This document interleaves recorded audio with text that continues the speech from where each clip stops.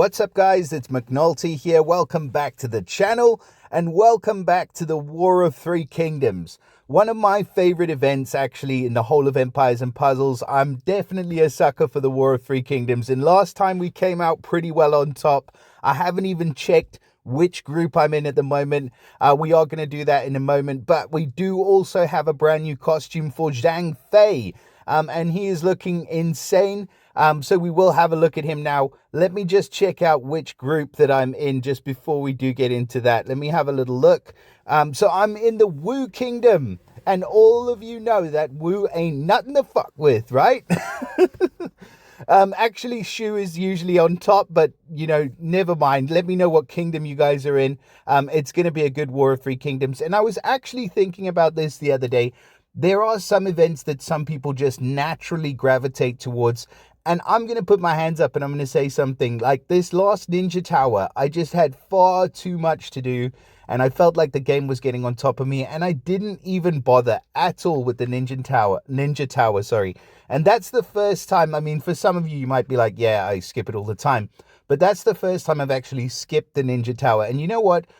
There is too much content in the game for everybody to be a jack of all trades at everything. So pick the area that you like, enjoy it. And that's enough preaching for now. So I want to get into this portal. I want to have a look at my man Zhang Fei, because some of these War of Three Kingdoms heroes have been absolutely brutal. Speaking of, Guan Yu seems to be making the rounds at the moment. I do still think that out of the new releases, obviously Dia Chan, forget his name now. Where is he now? This dude, Cao Cao, and Zhang Fei, not Zhang Fei, Zhuge Liang, the Asian Snoop Dogg. These ones are probably the most impactful just because they get the most benefit from those unstoppable minions. With Guan Yu, he's not summoning any minions. And Zhang Fei, again, he's not a minion summoner. So it's likely he's going to get less of a benefit, but still should be pretty good. So with that all being said, let us jump into this card. So he is obviously a holy hero. In this costume version, he is of the barbarian class. He was a fighter before, so you know how I feel about the barbarian class. That's a bit of a drop off in terms of the class. I do like the art, like he swapped out the sort of dragon looking thing for a bit of a lion. I do kind of like it, although I think he looks a bit more evil in this regular version. But yeah, I'm cool with the art. Family bonuses are going to be exactly the same. So the bonuses for anywhere from 1 to 3 heroes, anywhere from 2 to 6% mana each time a minion is summoned for the hero, and anywhere from 3 to 7% heal anytime a minion is summoned for the hero. And of course, if you get heroes in this family, they get a morale boost in the War of Three Kingdoms where they get increased attack, defense, and health, and that is currently ongoing at the moment. They also benefit from a costume bonus. We have a nice beefy boost to the costume stats. So it's attack of 35%, defense of 35%, health of 45%, and the nice mana bonus of 5%, which is decent. So they get nice stat boosts across the board. As we can see there, that has a big impact on their overall power. So we're running a team power of 1104. 1194 in attack, 994 in defense, and 2024 on health. So they are right up there in line with some of the stronger heroes in the game.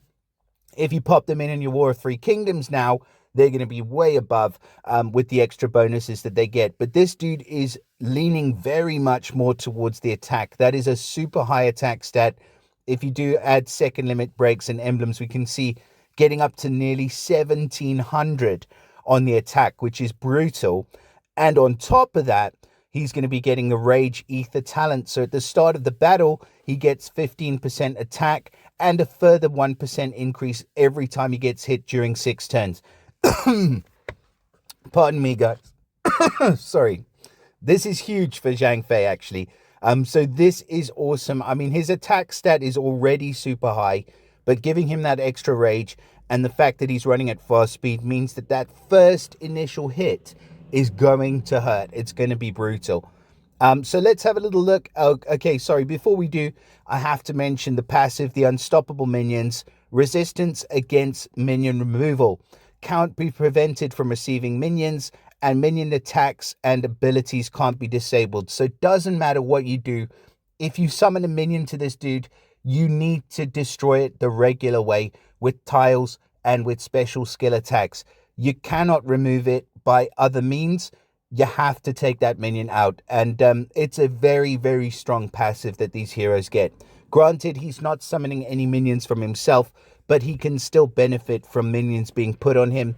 This is extremely effective with heroes like Ephira, one of those heroes that I do have, but I don't have the War of Three Kingdoms hero, so I can't benefit from that just yet. You know, there is still time, but I'm lacking many, many mats at the moment. So yeah. Anyway, the Unstoppable Minion passive is absolutely awesome. Now moving over to the special skill. So his original was called Viper Blade. It's now called Bear Blade. Okay, so that was supposed to be a viper. Does not look like a viper on his shoulder to me. But anyway, we'll go with it. That also doesn't look like a bear. It looks like a lion with bear ears. So he deals 520% damage to the target. It was 530% damage to the target. And we've now got the target receives 555 bleed damage over 3 turns. Now, that is the amount with the limit breaks and emblems. If you switch off the max power, it goes down to 390 bleed damage. And that was not part of the original special. Do you know what? I'd like to see far more of this happening, and also switches around in the special skills like we had with the original Season 1 costumes. If you guys remember, if you've been here long enough, that was fun. Because when you get a costume, it completely changes the hero. Then you can use them in different situations. Anyway, not to dwell too much on that, but it's nice that they've added an additional effect in there.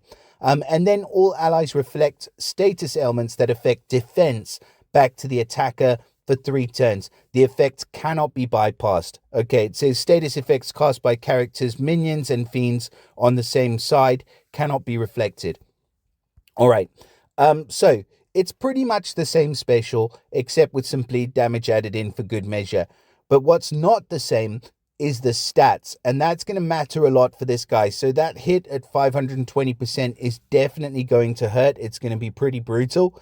The reflect of status elements that affect defense, it's very niche. So it only affects an ailment that's going to affect defense. If you're going to be putting something else on the character, like bleed or burn or poison or, you know, whatever else ailment you're putting on the character, that is going to be able to break through that barrier. So it is a good effect, but it's not a great effect. And that's always where Zhang Fei has suffered. So what I like about this character is I like the fact that he's running at fast speed, and I like the fact that he gets a super hard snipe, 520% to the target. And then I like the fact that he puts some bleed damage on for good measure just to get the job done. But that is pretty much it. And that's what I like about this character. So in the whole greater scheme of things, and in terms of where I think he compares to the War of Three Kingdoms characters, I'm going to say that he's pretty average. Like, I would put him in the same sort of vein as if they did a costume for, like, the bear, for example. I forget his name, or a Ji Wang Mu, or one of those awkward kind of niche Three Kingdoms heroes that doesn't really fit or doesn't really know where they fit. That said, though, if I did pull the costume for this guy, I would level him in a heartbeat, because I'm a sucker for massive, hard-hitting snipers, and this guy definitely fits the bill for that. Plus, I love the passive that he's got going on as well. He can definitely one-shot some mofos. So, yeah, it's sort of slightly disappointed, but then kind of expected, because, you know, we all know Zhang Fei and how he works in the original, so not expecting a great deal more from the costume. But that being said, I'll be interested to hear what you guys think about this new costume for Zhang Fei. So do drop us a comment. Let me know your thoughts. Subscribe to the channel if you're not subscribed already. And like and share it with your mother and all the rest of that good stuff. And just a reminder, we do have memberships on the channel, so check that out as well. But that is pretty much it on Zhang Fei for now. Until the next time, I'll see you all again soon. Bye for now.